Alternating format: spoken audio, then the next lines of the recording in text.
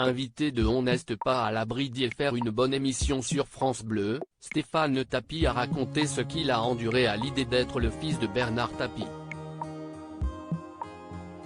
Il n'est pas toujours facile d'être le fils ou la fille de quelqu'un de célèbre. Ce n'est pas Stéphane Tapie qui dira le contraire. En promotion pour son nouveau livre Comment te dire au revoir paru aux éditions Michel Lafon le 12 janvier dernier, l'ex-chroniqueur de Touche pas à mon poste était ce mercredi 25 janvier l'invité dont n'est pas à l'abri d'y faire une bonne émission sur France Bleu. Si est plein de vérité, ce ne sont que des certitudes. Si est dithyrambique, ni fracassant. Il y a les défauts et les qualités de mon père, a déclaré Stéphane Tapie au sujet de son livre. Stéphane Tapie viré de TF1 à cause de l'incarcération de son père en 1997. Dans cette émission, Stéphane Tapie a raconté ce qu'il a enduré à l'idée d'être le fils de Bernard Tapie, connu également pour son franc-parler.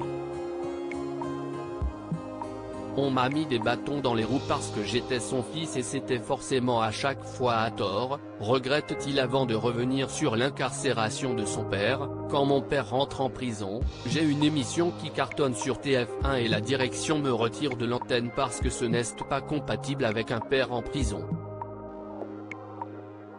L'emprisonnement de Bernard Tapie en 1997 coïncide avec la période où Stéphane Tapie animait Samedi.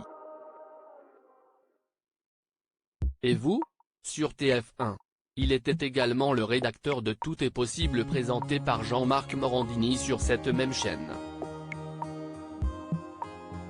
Il faut oublier et se créer des vrais souvenirs conscients de ne pas être le fils préféré de son père. Stéphane Tapie a finalement pu entretenir une relation harmonieuse avec son père, jusqu'à sa mort en octobre 2021 à l'âge de 78 ans.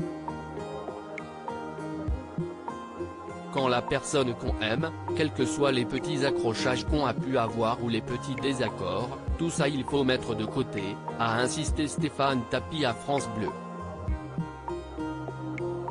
Et de poursuivre, il faut oublier et se créer des vrais souvenirs. Se parler et se dire qu'on s'est aimé. Ne jamais oublier de dire qu'on s'est aimé. J'ai investi dans les souvenirs, conclut-il. À lire aussi j'ai beaucoup culpabilisé, Stéphane Tapie revient sur ce jour où il a conduit son père Bernard à la police.